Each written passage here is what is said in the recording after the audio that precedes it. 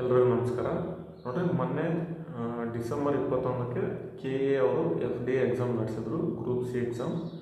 ಅದರಲ್ಲಿ 3 ಕ್ವಶನ್ಸ್ ಒಂದೇ ಟಾಪಿಕ್ಕಿಂದ ಬಂದಿದೆ. ಅದು ಕರ್ನಾಟಕ ಹಿಸ್ಟ್ರಿಯಲ್ಲಿ ಈ ಮೈಸೂರು ಸಾಮ್ರಾಜ್ಯದ ಮೇಲೆ ಕ್ವಶನ್ಸ್ ಬಂದಿದ್ದಾವೆ. ಅವು ಯಾವ್ಯಾವ ಕ್ವಶನ್ಸು, ಅದಕ್ಕೆ ಉತ್ತರ ಏನು ಅಂತೇಳಿ ನಾನು ಹೇಳ್ತಾ ಹೋಗ್ತೀನಿ. ಅದಕ್ಕೂ ಮುಂಚೆ ಅದೇ KA ನಡೆಸಿರ್ತಕ್ಕಂಥ ಗ್ರೂಪ್ ಸಿ ಎಕ್ಸಾಮಲ್ಲಿ ಆ ಟಾಪಿಕ್ ಮೇಲೆ ಆಲ್ರೆಡಿ ಕ್ವಶನ್ಸ್ ಬಂದಿದೆ. ಆದರೂ ಆ ಹಿಂದಿನ ಕ್ವಶನ್ಸ್ನ ಬೇಸಿಸ್ ಮೇಲೆ ನಾವು ಯಾವ ರೀತಿ ಪ್ರಿಪೇರ್ ಆಗಿದ್ದರೆ ಈ 3 ಕ್ವಶನ್ಸ್ ನಾವು ಸರಿಯಾಗಿ ಆನ್ಸರ್ ಮಾಡ್ಬೋದಾಯ್ತಂತ ಈ ವಿಡಿಯೋದಲ್ಲಿ ಹೇಳ್ತಾ ಹೋಗ್ತೀನಿ. ಅದಕ್ಕೂ ಮುಂಚೆ ನೋಡಿ, ಈಗ ಯಾವುದೋ ಒಂದು ಕ್ವಶನ್ಸು ಯಾವುದೋ ಒಂದು ಬುಕ್ಕಿಂದ ಬಂದಿದೆ ಅಂತೇಳಿ ಟೆಲಿಗ್ರಾಮು ಅಥವಾ ಯೂಟ್ಯೂಬ್ ಚಾನಲಲ್ಲಿ ಹೇಳ್ತಾ ಇರ್ತಾರೆ. ಬಟ್ ಅದನ್ನು ಎಲ್ಲನೂ ನೀವು ಫಾಲೋ ಮಾಡಿ ಆ ಹೊಸ ಬುಕ್ಸ್ ತೊಗೊಂಡು ಅವರು ಹೊಸ ವಿಡಿಯೋನ ನೋಡ್ತಾ ಸುಮ್ಮನೆ ಟೈಮ್ ವೇಸ್ಟ್ ಮಾಡಬಾರ್ದು. ಅದ್ರ ಬದಲು ನಾವು ಟೈಮನ್ನು ಯಾವ ರೀತಿ ಯುಟಿಲೈಸ್ ಮಾಡ್ಕೊಬೇಕು ಅಂದರೆ, ಈ ಕ್ವಶನ್ ಪೇಪರ್ ಬೇಸಿಸ್ ಮೇಲೆ ನಾವು ಟೈಮನ್ನು ಸೇವ್ ಮಾಡ್ಕೊತ ಹೋಗ್ಬೇಕು. ಈಗ ಒಂದು ಕ್ವಶನ್ಸ್ ಕೇಳಿ ನಾವು ಟೈಮನ್ನು ಯಾವ ರೀತಿ ಯುಟಿಲೈಸ್ ಮಾಡ್ಕೊಬೇಕು ಅಂದರೆ, ಈ ಕ್ವಶನ್ ಪೇಪರ್ ಬೇಸಿಸ್ ಮೇಲೆ ನಾವು ಟೈಮನ್ನು ಸೇವ್ ಮಾಡ್ಕೊತ ಹೋಗ್ಬೇಕು. ಈಗ ಒಂದು ಕ್ವಶನ್ಸ್ ಕೇಳಿದಾರಂದರೆ ಅದ್ರ ಮೇಲೆ ಯಾವೆಲ್ಲ ಆ್ಯಂಗಲಿಂದ ನಾವು ಪ್ರಿಪೇರ್ ಆದರೆ ಆ ಟಾಪಿಕ್ ಮೇಲೆ ನೆಕ್ಸ್ಟ್ ಎಕ್ಸಾಮಲ್ಲಿ ಕ್ವಶನ್ಸ್ ಕೇಳಿದ್ರೆ ನಮ್ಮ ಮಿಸ್ ಆಗಬಾರ್ದು, ನಮ್ಮ ಮಾರ್ಕ್ಸ್ ಹೋಗ್ಬಾರ್ದು. ಈ ಕೇಳಿರ್ತಕ್ಕಂಥ ಕ್ವಶನ್ನೇ ರಿಪೀಟ್ ಆದರೆ ನಮ್ಮದು ತಪ್ಪಾಗಬಾರ್ದು. ಮತ್ತು ಆ ಟಾಪಿಕಿಗೆ ಸಂಬಂಧಪಟ್ಟಂತೆ ನಾವು ಒಂದಿಷ್ಟು ನೋಟ್ಸನ್ನು ಮಾಡ್ಕೋಬೇಕು. ಆ ಟಾಪಿಕ್ ಮೇಲೆ ಮತ್ತೆ ಕ್ವಶನ್ಸ್ ಬಂದರೆ ಆ ಕ್ವಶನ್ಸು ತಪ್ಪಾಗಬಾರ್ದು. ಆ ರೀತಿ ನಾವು ನೋಡ್ಕೊಂಡ್ರೆ ನಮ್ಮ ಸ್ಕೋರು ತುಂಬ ಹೈ ಆಗುತ್ತೆ ಮತ್ತು ಸೆಲೆಕ್ಷನ್ ಲಿಸ್ಟಲ್ಲಿ ನಾವು ಸುಲಭವಾಗಿರ್ತೀವಿ. ಆ 3 ಕ್ವಶನ್ಸು ಯಾರು ಅಂತೇಳಿ ನಾನು ಒಂದೊಂದಾಗಿ ಹೇಳ್ತಾ ಹೋಗ್ತೀನಿ. ನೋಡ್ರಿ, ಈ ಮೈಸೂರು ಸಾಮ್ರಾಜ್ಯಕ್ಕೆ ಸಂಬಂಧಪಟ್ಟಂತೆ ಒಂದಿಷ್ಟು ಟಾಪಿಕ್ ಹೇಳ್ತೀನಿ. ಏನಂದರೆ, ಈ ಹೈದರ್ ಅಲಿ ಆಗಿರ್ಬೋದು, ಹೈದರ್ ಅಲಿ, ಟಿಪ್ಪು ಸುಲ್ತಾನ್ ಅವರಿಬ್ಬರಿಗೆ ಸಂಬಂಧಪಟ್ಟಂಥ ಆಂಗ್ಲೋ ಮೈಸೂರು ಯುದ್ಧಗಳು, ಆಮೇಲೆ ಈ ದಿವಾನರಗಳು ಮತ್ತು ಕಮಿಷನರ್ಗಳು. ಈ 5 ಟಾಪಿಕ್ ಮೇಲೆ ಒಂದಲ್ಲ ಒಂದು ಎಕ್ಸಾಮಲ್ಲಿ ಕ್ವಶನ್ಸ್ ಇದ್ದೇ ಇರುತ್ತೆ.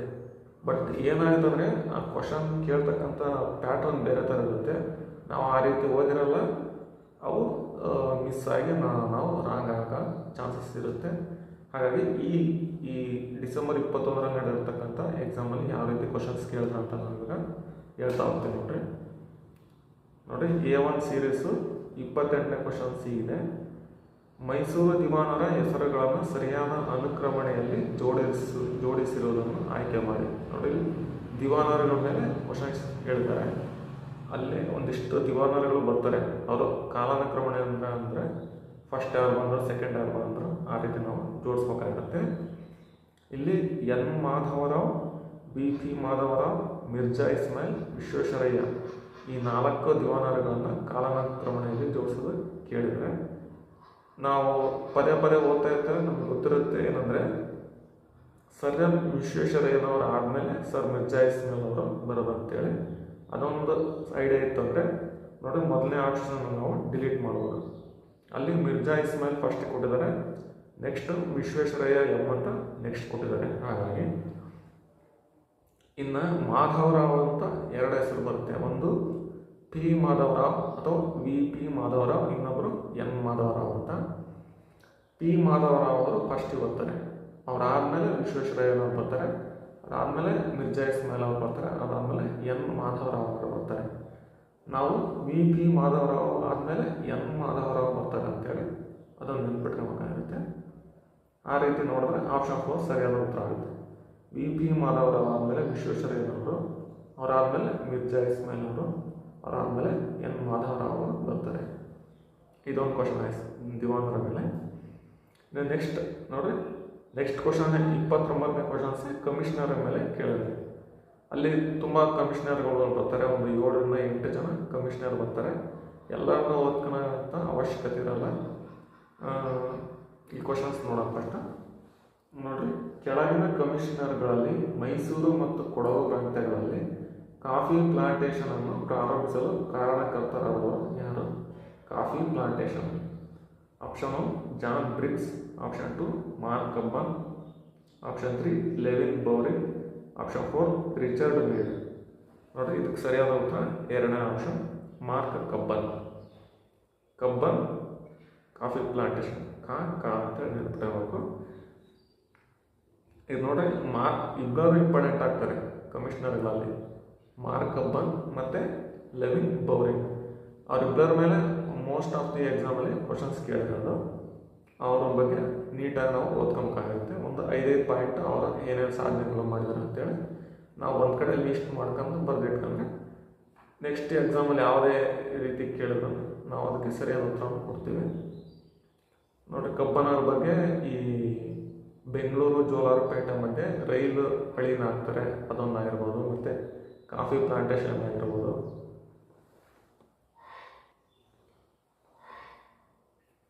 ಈ ರೀತಿ ಅವರು ಎಕ್ಸಾಮಲ್ಲಿ ಕೇಳಿರ್ತಕ್ಕಂಥ ರೀತಿಯಲ್ಲಿ ಒಂದು 5-6 ಪಾಯಿಂಟ್ಸ್ ನಾವು ಒಂದು ಕಡೆ ಬರೆದಿಟ್ಕೊಂಡ್ರೆ ಅದು ಮುಂದೆ ಬರ್ತಕ್ಕಂಥ ಎಕ್ಸಾಮ್ಗಳಿಗೆ ಹೆಲ್ಪ್ ಆಗುತ್ತೆ. ಆಯಿತಾ ನೋಡಿರಿ, ಇದರಲ್ಲಿ ಕಮಿಷನರ್ಗಳ ಮೇಲೆ ಕೇಳಿದ್ದಾರೆ. ಇನ್ನು ನೆಕ್ಸ್ಟ್ ಒಂದು ಕ್ವಶನ್ಸ್ ಕೇಳಿದರೆ ಅದು ಕೂಡ ಈ ಮೈಸೂರಿಗೆ ಸಂಬಂಧಪಟ್ಟಂತೆ, ಅದೇ ಈ ಆಂಗ್ಲೋ ಮೈಸೂರು ಯುದ್ಧಗಳನ್ನು ಜೋಡಣೆಯಲ್ಲಿ ಬರೀರಿ ಅಂತ ಕೇಳಿದರೆ ಕ್ವಶನ್ಸ್ ಈ ಥರ ಇದೆ ನೋಡಿ. ಕೆಳಗಿನ ಕದನಗಳನ್ನು ಕಾಲಾನುಕ್ರಮವಾಗಿ ಜೋಡಿಸಿ. ಅದೇ ಈ ಆಂಗ್ಲೋ ಮೈಸೂರು ಯುದ್ಧಗಳನ್ನು ಕೊಟ್ಟಿದ್ದಾರೆ. ಮೊದಲನೇ ಆಪ್ಷನ್ ವಾಂಡಿವಾಶ್ ಕದನ, 2 ಶ್ರೀರಂಗಪಟ್ಟಣ ಕದನ, 3 ಮೊದಲನೇ ಆಂಗ್ಲೋ ಮೈಸೂರು ಯುದ್ಧ, 4 ಎರಡನೇ ಆಂಗ್ಲೋ ಮೈಸೂರು ಯುದ್ಧ. ಇದರಲ್ಲಿ ಫಸ್ಟ್ ಯಾವ್ದು ಬರುತ್ತೆ, ಸೆಕೆಂಡ್ ಯಾವ್ದು ಬರುತ್ತೆ, ಥರ್ಡ್ ಯಾವ್ದು ಬರುತ್ತೆ, ಫೋರ್ತ್ ಯಾವ್ದು ಬರುತ್ತೆ ಅಂತ ನೋಡ್ಬೋದು. ಇಲ್ಲ ನೋಡಿ, ನಮಗೆ ಎರಡನೇ ಆಪ್ಷನಲ್ಲಿ ಶ್ರೀರಂಗಪಟ್ಟಣ ಕದನ ಅಂತ ಹೊಸದಾಗಿ ಕೇಳ್ದಂಗಿರುತ್ತೆ. ಬಟ್ ಅದು 4ನೇ ಆಂಗ್ಲೋ ಮೈಸೂರು ಯುದ್ಧಕ್ಕೆ ಶ್ರೀರಂಗಪಟ್ಟಣ ಕದನ ಅಂತ ಕರಿತೀವಿ. ಅಂದರೆ ಶ್ರೀರಂಗಪಟ್ಟಣವನ್ನು ಫೈನಲ್ ಇದರಲ್ಲಿ ಬ್ರಿಟಿಷರು ಅದನ್ನ ಯುದ್ಧದಲ್ಲಿ ವಶಪಡಿಸ್ಕೊತಾರೆ ಟಿಪ್ಪುವಿನ ಕಡೆಯಿಂದ. ಅದು ಶ್ರೀರಂಗಪಟ್ಟಣಕ್ಕಾಗಿ ನಡೆದಂಥ ಯುದ್ಧ ಆಗಿರುತ್ತದೆ. ಅಂದರೆ ಈ ಟಿಪ್ಪುವಿನ ರಾಜಧಾನಿ ಶ್ರೀರಂಗಪಟ್ಟಣ ಆಗಿರುತ್ತಲ್ಲ, ಹಾಗಾಗಿ ಈ 4ನೇ ಆಂಗ್ಲೋ ಮೈಸೂರು ಯುದ್ಧನ ಶ್ರೀರಂಗಪಟ್ಟಣ ಕದನ ಅಂತ ಕರೀತಾರೆ. ಅದೊಂದು ಡೌಟ್ ಅಂತ ಕ್ಲಿಯರ್ ಆಗ್ತದೆ. ಇನ್ನು ವಾಂಡಿವಾಶ್ ಕದನ ಬಗ್ಗೆ ನಮಗೆಲ್ಲ ಗೊತ್ತಿದೆ, 1760 ಬ್ರಿಟಿಷರು ಮತ್ತು ಫ್ರೆಂಚರ ಮಧ್ಯೆ ನಡೆದಿರೋದು. ಹಾಗಾಗಿ 1760 ಫಸ್ಟ್ ಬರ್ತಕ್ಕಂಥದ್ದೇ ವಾಂಡಿವಾಶ್ ಕದನ. ಇನ್ನು ಮೊದಲನೇ ಆಂಗ್ಲೋ ಮೈಸೂರು ಯುದ್ಧ 1767ರಿಂದ 69, ಎರಡನೇ ಆಂಗ್ಲೋ ಮೈಸೂರು ಯುದ್ಧ ಕದನ 1780ರಿಂದ 84, ಮೂರನೇದು 1790-92, ನಾಲ್ಕನೇದು 1799. ಅದು ಫೈನಲ್ ಆಗಿರುತ್ತೆ. ಹಾಗೂ ಟಿಪ್ಪು ಅದರಲ್ಲಿ ಮರಣ ಹೊಂದ್ತಾರೆ. ಹಾಗಾಗಿ ನೋಡಿ, 1ನೇ ಕೋಡು ಫಸ್ಟಿಗೆ ಇರಬೇಕು. ಹಾಗಾಗಿ 1 ಮತ್ತು 4ರಲ್ಲಿ ಫಸ್ಟಿಗೆ ಒಂದಿದೆ. ಇನ್ನು ನೆಕ್ಸ್ಟ್ ಬರ್ತಕ್ಕಂಥದ್ದು 3ನೇ ಆಪ್ಷನ್, ಅಂದರೆ ಮೊದಲನೇ ಆಂಗ್ಲೋ ಮೈಸೂರು ಯುದ್ಧ. ಹಾಗಾಗಿ ಕೋಡ್ ನಂಬರ್ 4ಅಲ್ಲಿ ಸರಿಯಾದ ಜೋಡಿಸಿದ್ದೆ ನೋಡಿ, 1342 1342 ಸರಿ ನೋಡಿ. ಈ 3 ಕ್ವಶನ್ಸ್ ಇಷ್ಟ ಆಯಿತು ನೋಡಿ. ಈ 3 ಕ್ವಶನ್ಸ್ ನಾವು ಬೇಸ್ ಇಟ್ಕೊಂಡು ಈ ಮೈಸೂರು ಸಾಮ್ರಾಜ್ಯದ ಬಗ್ಗೆ ಕಂಪ್ಲೀಟಾಗಿ ನಾವು ಒಂದು ಕಡೆ ನೋಟ್ಸ್ ಮಾಡ್ಕೊಂಡಿಟ್ಟಿರ್ಬೇಕು. ಅದು ಯಾವುದೋ ಒಂದು ನೋಟ್ಸ್ ಮಾಡಿದಾಗ ಅದು ನಮಗೆ ಪಟ್ಟ ಅಂತ ಸಿಗಂಗಿರ್ಬೇಕು. ಆ ರೀತಿ ಕಂಪ್ಲೀಟಾಗಿ ನೋಟ್ಸ್ ಮಾಡ್ಕೋಬೇಕು ನೋಡಿ. ಈ 3 ಕ್ವಶನ್ಸ್ ಬೇಸಿಸ್ ಮೇಲೆ ನೆಕ್ಸ್ಟ್ ಯಾವುದೇ ಎಕ್ಸಾಮಲ್ಲಿ ಈ ಮೈಸೂರು ಬಗ್ಗೆ ಕ್ವಶನ್ಸ್ ಬಂತು ಅಂದರೆ ತಪ್ಪಾಗಿ ಮಾಡೋದು. ಆ ರೀತಿ ನಾವು ನೋಟ್ಸನ್ನು ಪ್ರಿಪೇರ್ ಮಾಡ್ಕೋಬೇಕು. ಅದಕ್ಕೂ ಮುಂಚೆ ನೋಡಿ, ಈ KA ಅವರು 2028 ಒಂದು GTTC ಅಂತ ಒಂದು ಎಕ್ಸಾಮ್ ನಡೆಸಿದರು. ಅದರಲ್ಲಿ ಕೂಡ ಈ ಆಂಗ್ಲೋ ಮೈಸೂರು ಯುದ್ಧದ ಬಗ್ಗೆನೇ ಕೇಳಿದರೆ ಅದು ಯಾವ ರೀತಿ ಕ್ವಶನ್ ಇರುತ್ತೆ ಅಂತ ನೋಡೋಣ ಫಸ್ಟ್. ಅದನ್ನು ನೋಡ್ಕೊಂಡು ನೋಡಿ ಅದ್ರ ಬೇಸಿಸ್ ಮೇಲೆ ನಾವು ಓದ್ಕೊಂಡಿದ್ರೆ ನೋಡಿ, ಆಂಗ್ಲೋ ಮೈಸೂರು ಯುದ್ಧಗಳು ಇಂಪಾರ್ಟೆಂಟು, ಮೈಸೂರು ಸಾಮ್ರಾಜ್ಯ ಇಂಪಾರ್ಟೆಂಟ್ ಅಂತ ನಾವು ಓದ್ಕೊಂಡಿದ್ರೆ ಈ 3 ಕ್ವಶನ್ಸ್ನ ನಾವು ಈಸಿಯಾಗಿ ಕ್ರ್ಯಾಕ್ ಮಾಡೋದಾಯಿತು. ಆ ಕ್ವಶನ್ ಹೇಗಿದೆ ಅಂತ ಈಗ ನೋಡೋಣ ನೋಡಿ. ಅದು 7ನೇ ಕ್ವಶನ್ಸ್ ಇದೆ. ಆಂಗ್ಲೋ ಮೈಸೂರು ಯುದ್ಧ ಹಾಗೂ ಗವರ್ನರ್ ಜನರಲ್ಗಳಿಗೆ ಸಂಬಂಧಿಸಿದಂತೆ ಕೆಳಗಿನವುಗಳನ್ನು ಪರಿಗಣಿಸಿ ಅಂತ. ಅಂದರೆ ಈ ಆಂಗ್ಲೋ ಮೈಸೂರು ಯುದ್ಧದಲ್ಲಿ ಬ್ರಿಟಿಷ್ ಅಧಿಕಾರಿಗಳು ಯಾರ್ಯಾರಿದ್ರು, 1ನೇ ಆಂಗ್ಲೋ ಮೈಸೂರು ಯುದ್ಧದಲ್ಲಿ ಯಾರಿದ್ರು, 2ನೇ ಆಂಗ್ಲೋ ಮೈಸೂರು ಯುದ್ಧದಲ್ಲಿ ಯಾರಿದ್ರು, ಆ ರೀತಿ ನೋಡಿ. 1ನೇ ಆಂಗ್ಲೋ ಮೈಸೂರು ಯುದ್ಧ ವಾರನ್ ಹೇಸ್ಟಿಂಗ್ ಅಲ್ಲ, ಅಲ್ಲಿ ಯಾವುದೇ ಬ್ರಿಟಿಷ್ ಅಧಿಕಾರಿ ಇರಲ್ಲ. ಈ ಕಮಾಂಡರ್ಗಳು ಮತ್ತು ಸೇನಾ ಅಧಿಕಾರಿಗಳ ಮುಖಾಂತರ ಅದು ಯುದ್ಧ ನಡೀತದೆ. ಹೈದರ್ ಅಲಿ ಮತ್ತು ಬ್ರಿಟಿಷ್ನ ಸೇನಾ ಅಧಿಕಾರಿಗಳ ಮುಖಾಂತರ. ಇಲ್ಲಿ ಯಾವುದೇ ಗವರ್ನರ್ ಜನರಲ್ ಬರೋದಿಲ್ಲ ಫಸ್ಟ್ ಮೊದಲನೇ ಆಂಗ್ಲೋ ಮೈಸೂರು ಯುದ್ಧದಲ್ಲಿ. ಹಾಗಾಗಿ ಒಂದೇ ಸ್ಟೇಟ್ಮೆಂಟ್ ರಾಂಗ್ ಅದು. ಇನ್ನು 2ನೇ ಆಂಗ್ಲೋ ಮೈಸೂರು ಯುದ್ಧ ಕಾರ್ನ್ವಾಲಿಸ್ ಅಂತ ಕೊಟ್ಟಿದ್ದಾರೆ. ಕಾರ್ನ್ವಾಲಿಸ್ ಅಲ್ಲ ಬರೋದು, ಸರ್ ಐರ್ಕೂಟ್ ಅಂತ ಬರುತ್ತಾರೆ. ಸರ್ ಐರ್ಕೂಟ್ ಎರಡನೇ ಆಂಗ್ಲೋ ಮೈಸೂರು ಯುದ್ಧದಲ್ಲಿ. ಹಾಗಾಗಿ ಇದು ಎರಡನೇ ಆಪ್ಷನ್ ಕೂಡ ರಾಂಗ್. ಇನ್ನು ಮೂರನೇ ಆಂಗ್ಲೋ ಮೈಸೂರು ಯುದ್ಧದಲ್ಲಿ ಸರ್ ಜಾನ್ ಶೋರ್ ಬರೋದಿಲ್ಲ, ಕಾರ್ನ್ವಾಲಿಸ್ ಬರ್ತಾನೆ ಅಲ್ಲಿ. ಎರಡನೇ ಯುದ್ಧ ಕೊಟ್ಟಿರೋ ನಾವು, ಮೂರನೇ ಯುದ್ಧ ಕೊಟ್ಟಿದ್ರೆ ಸರಿಯಾಗೋದು ಕಾರ್ನ್ವಾಲಿಸ್ ಬರ್ತಾನೆ. ಹಂಗಾಗಿ ಅಲ್ಲಿ ಅದು ಮೂರನೇ ಹೇಳಿಕೆ ಕೂಡ ತಪ್ಪಾಗ್ತದೆ. ಇನ್ನು ನೆಕ್ಸ್ಟ್ ನೋಡ್ರಿ, ನಾಲ್ಕನೇ ಆಂಗ್ಲೋ ಮೈಸೂರು ಯುದ್ಧ ಲಾರ್ಡ್ ವೆಲ್ಲೆಸ್ಲಿ, ಇದು ಸರಿಯಾಗಿದೆ. 1799ರಲ್ಲಿ ಲಾರ್ಡ್ ವೆಲ್ಲೆಸ್ಲಿ ಇರ್ತಾನೆ. ಆಗ ಸಹಾಯಕ ಸೈನ್ಯ ಪದ್ಧತಿ ಜಾರಿಗೊಳಿಸಿರ್ತಾನೆ. ಹಾಗೂ ಟಿಪ್ಪು ಮರಣದ ನಂತರ ಏನು ಮಾಡ್ತಾನೆ ಅಂದರೆ ಮೈಸೂರು ಸಾಮ್ರಾಜ್ಯನ ಸಹಾಯಕ ಸೈನ್ಯ ಪದ್ಧತಿಗೆ ಒಳಪಡಿಸ್ತಾನೆ. ಹಾಗಾಗಿ ಲಾರ್ಡ್ ವೆಲ್ಲೆಸ್ಲಿ ಇರ್ತಾನೆ ಆ ಟೈಮಲ್ಲಿ. ಹಾಗಾಗಿ ನಾಲ್ಕನೇ ಆಂಗ್ಲೋ ಮೈಸೂರು ಯುದ್ಧ ಲಾರ್ಡ್ ವೆಲ್ಲೆಸ್ಲಿ ಸರಿಯಾಗಿದೆ. ಈ ಹೇಳಿಕೆಗಳನ್ನು ಎಷ್ಟು ಸರಿಯಾಗಿದೆ ಅಂತ ಕೇಳಿದರೆ ಆಗ ಕೇವಲ ಒಂದು ಮಾತ್ರ ಹೇಳಿಕೆ ಸರಿಯಾಗಿದೆ ಅಂತ ಆಗ ಆಪ್ಷನ್ 1 ಸರಿ ಆಗ್ತದೆ, ಸರಿಯಾದ ಉತ್ತರ ಆಗ್ತದೆ.